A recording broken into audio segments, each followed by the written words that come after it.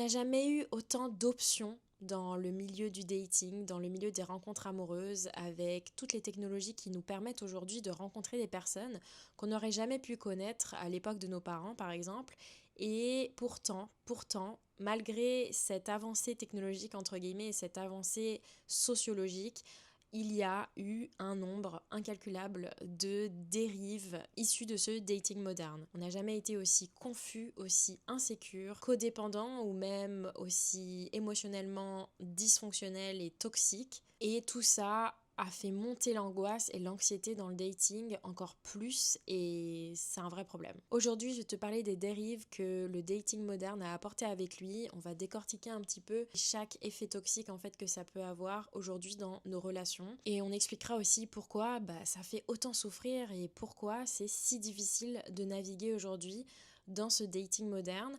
J'ai aussi envie de te montrer que toutes ces choses que tu as peut-être vécues ou que tu es en train de vivre, ce sont des conséquences probables du dating moderne et ce sont des choses que bien d'autres personnes, et vraiment, encore une fois j'insiste, bien d'autres personnes vivent. Comme tu le sais, toutes mes vidéos, je les base uniquement sur mes propres expériences, mes propres ressentis, les leçons que j'ai tirées de ce qui m'est arrivé en positif, en négatif, et également de ma thérapie que j'ai commencé il y a presque 3 ans maintenant. Donc voilà, je ne suis pas experte, je ne suis pas psychologue, je suis juste là pour te parler de mon expérience en toute authenticité. Tu as le droit de ne pas être d'accord. Ma dernière vidéo n'a pas du tout marché. Pourtant, j'ai eu des bons retours et des bons échanges d'ailleurs très constructifs avec vous en commentaire. Je sais pas si c'est l'algorithme YouTube qui me fait défaut en ce moment, mais j'avoue que c'est un petit peu décourageant. Je continue, je suis là et comme tu peux le voir, le décor derrière moi est totalement différent. C'est parce que je suis actuellement au Japon, dans la ville d'Okayama. C'est une ville qui se situe entre Hiroshima et Kyoto. Je suis en Asie depuis une semaine maintenant et j'y reste encore une semaine. J'étais à Séoul, c'était incroyable. Et là, je voyage un petit peu dans le Japon, donc c'est exceptionnel. Surtout que je fais ça en solo, donc c'est vraiment une très grosse part de challenge et aussi de sortir de ma zone de confort. Et franchement, jusqu'à maintenant, c'est juste incroyable. Merci à toutes les personnes qui continuent de me suivre, continuent de regarder mes vidéos, malgré le fait que YouTube visiblement ne mette plus trop en avant mes vidéos. N'hésitez pas à liker, à commenter, à partager, à essayer de booster un peu ces vidéos parce que malheureusement je tombe un peu dans les tréfonds de YouTube en ce moment. Je prépare des concepts dès mon retour de mon voyage qui vont être très différents. J'espère que ça te plaira. J'essaye de tester des choses et de voir ce qui pourrait marcher le mieux et qui pourrait t'intéresser et surtout te servir le mieux. Donc voilà, si tu as des suggestions à faire, je suis tout à fait preneuse. N'hésite pas à me dire ça en commentaire. Le contexte, on le sait, dans le dating moderne, il est très instable. Et pourquoi ? Parce que ça a été amené avec les applications de rencontres. J'ai fait toute une vidéo sur ce que je pense des applications de rencontres. Je te la laisserai juste ici. Tu auras tout mon avis sur le sujet, mon expérience et ce que j'en pense. Et honnêtement, j'en pense que du mauvais.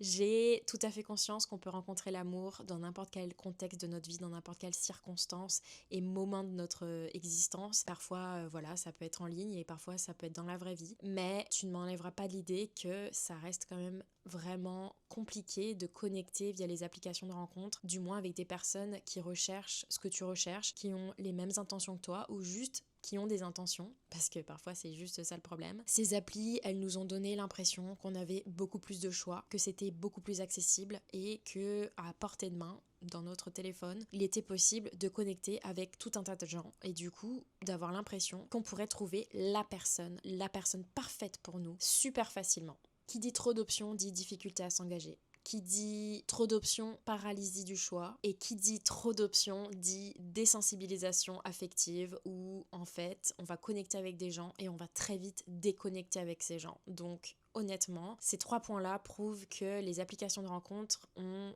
vraiment fait naître tous ces concepts et ces fléaux qui aujourd'hui nous font terriblement souffrir dans le dating moderne.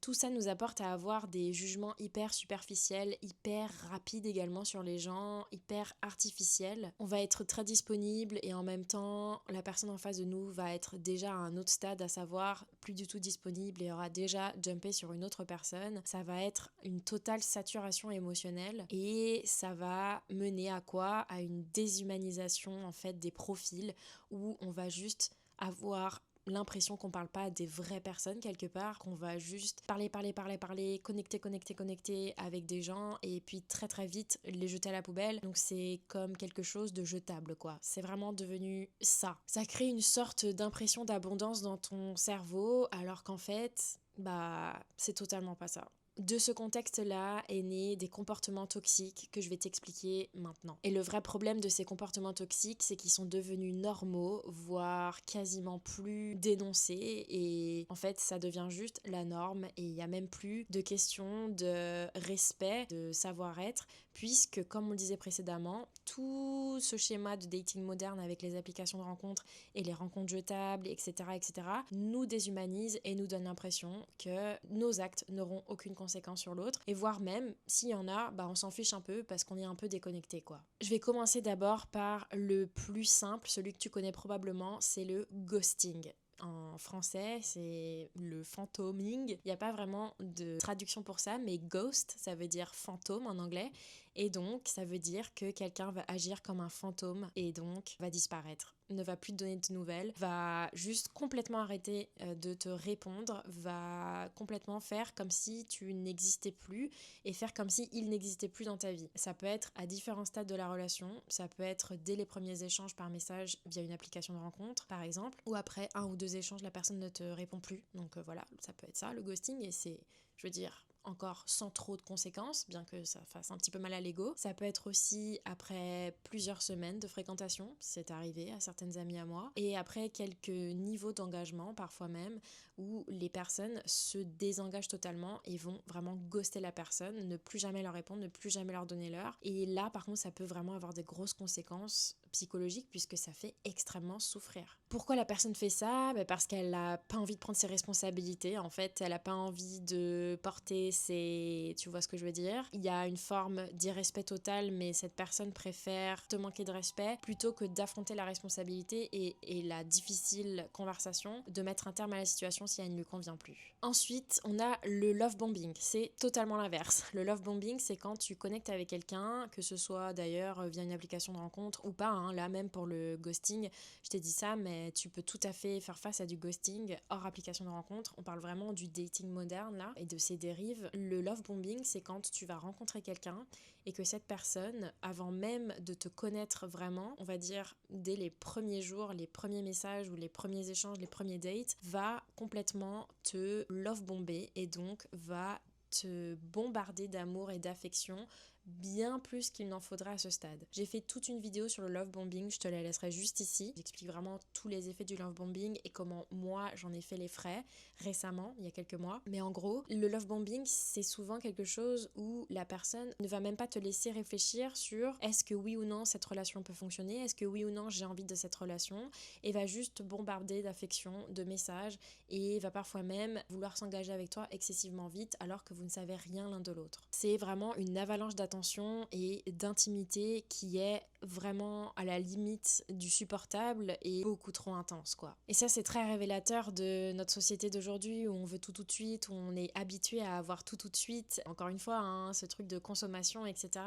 C'est ça y est, je veux cette personne à tout prix, je veux cette personne à tout prix. Parfois ça peut être révélateur d'un attachement anxieux très profond, ça peut être aussi révélateur d'un ego surdimensionné et que la personne veut absolument t'avoir très très vite et une fois qu'elle t'a, c'est bon, elle lâche et elle se lasse. Donc il peut y avoir vraiment beaucoup de raisons à ça, mais méfiance si jamais quelqu'un que tu viens tout juste de rencontrer est beaucoup trop intense dans ses émotions avec toi, a envie de s'engager très vite avec toi, c'est mauvais signe, c'est vraiment toxique. Ensuite, on a le gaslighting. Le gaslighting, j'ai pas vraiment de traduction en français de ça, mais en gros, c'est quand la personne en face de toi essaye de te faire douter de la réalité et de te faire douter de ce qui s'est réellement passé, de ce que tu as réellement dit. En gros, la personne va remettre en question ta perception des choses et par exemple, quand la personne en face de toi va dire quelque chose, faire quelque chose qui va te blesser et que tu vas le manifester, la personne va dire « Ah mais pas du tout, moi j'ai pas dit ça comme ça » ou alors va minimiser les choses choses genre ah mais pourquoi ça te met dans cet état-là? Si j'ai dit si et que ça te met dans cet état-là, bah franchement, c'est que c'était toi qui est pas normal, c'est toi qui a un problème. Enfin, c'est vraiment une espèce de manipulation émotionnelle où la personne va retourner la situation contre toi, te dire mais non, c'est pas vrai, t'as pas dit ça alors que tu l'as dit, ou va interpréter parfois volontairement ce que t'as dit pour retourner le truc contre toi. C'est vraiment du retournement de situation, de la manipulation psychologique et manipulation de ta perception de ta réalité pour que ça soit à son avantage en fait. Ça favorise l'ambiguïté permanente, ça favorise l'emprise aussi que quelqu'un peut avoir sur toi, et puis toi tu vas trop croqueviller sur toi-même, tu vas douter de plus en plus de toi et tu vas avoir l'impression que au final c'est toi qui n'agis pas bien, c'est toi qui es toxique, alors qu'en fait tout ce que tu as fait c'était d'exprimer des limites et que cette personne piétine en les minimisant ou en ne juste reconnaissant pas du tout ta réalité ou parfois même la réalité tout court. Ensuite, on a le breadcrumbing qui est en fait les miettes de pain, hein, c'est la traduction littérale en français, et donc comme tu peux le comprendre, c'est de donner des petites miettes à quelqu'un pour qu'elle puisse rester. Quelqu'un qui ne veut pas s'engager avec toi ou qui a déjà peut-être d'autres engagements ou d'autres flirts à droite à gauche et qui nourrit son ego en fait ou qui juste prend du bon temps mais qui veut pas s'engager trop, et bah qu'est-ce qu'il va faire pour te garder sous le coude? Il va te donner des petites miettes, il va te donner des bons moments, des petites choses, il va t'envoyer des messages, te dire des choses, faire des choses pour toi qui vont te maintenir intéressé et qui vont te maintenir accroché à cette personne, mais au-delà de ça, la personne ne va absolument rien faire d'autre et c'est vraiment un écran de fumée. Ça marche bien parce que c'est un petit peu le roller coaster, les montagnes russes, et donc par intermittence, tu as de la dopamine, tu es super content, tu as l'impression que ça avance, et puis juste après, c'est hyper déprimant, le changement de comportement, etc. Puis après, dès qu'il redonne de l'attention et qu'il redonne des petites miettes, hop, ça revient, donc t'es là, ok, super. Donc voilà, c'est un cycle comme ça hyper vicieux et c'est hyper toxique. Et surtout, c'est très toxique parce que ça va créer de la dépendance émotionnelle à quelqu'un qui ne te donnera absolument jamais ce que tu attends, qui ne te donnera que des miettes, comme on le dit. Et honnêtement, le pire, c'est que tu dois absolument réaliser que tu mérites beaucoup mieux que ça. Parce que quand on accepte ça, au fond, on se dit qu'on ne mérite pas mieux que ça,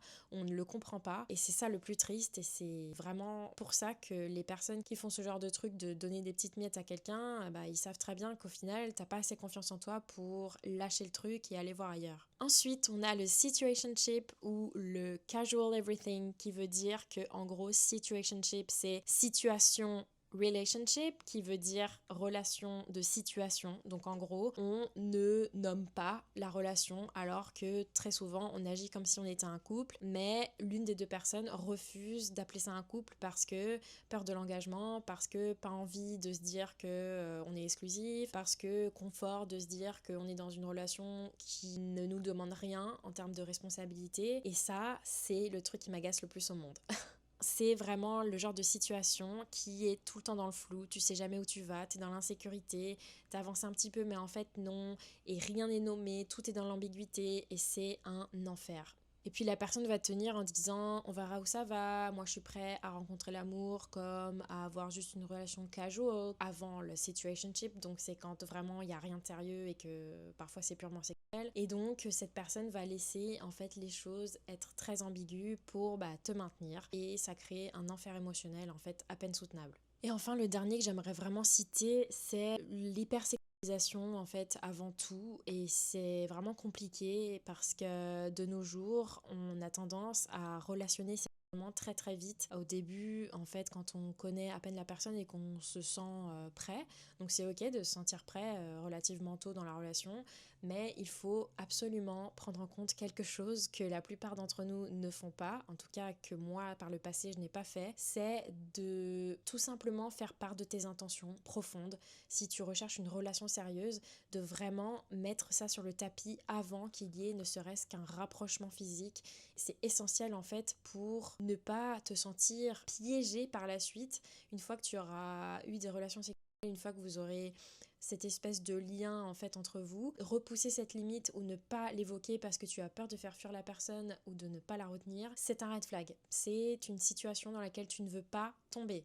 Et donc, pourquoi on souffre autant de ces situations? Déjà, de un, l'insécurité intérieure est décuplée par l'insécurité extérieure. Tu es face à des situations qui sont pas claires, qui sont méga floues, et ça va créer une anxiété globale, une anxiété générale sur le dating et comment toi, tu veux naviguer dans le dating en fait. Et moins il y a de la stabilité, plus tu vas te comparer, plus tu vas comparer les personnes et plus les personnes vont te comparer aux autres. Et bref, ça va créer une situation où le doute sera permanent, la remise en question sera permanente et on se dira que peut-être il y a un truc qui va pas chez nous, qu'il y a peut-être quelque chose qu'on fait mal, etc., etc. Alors qu'en fait, la vérité, c'est qu'on est très nombreux à vivre ça.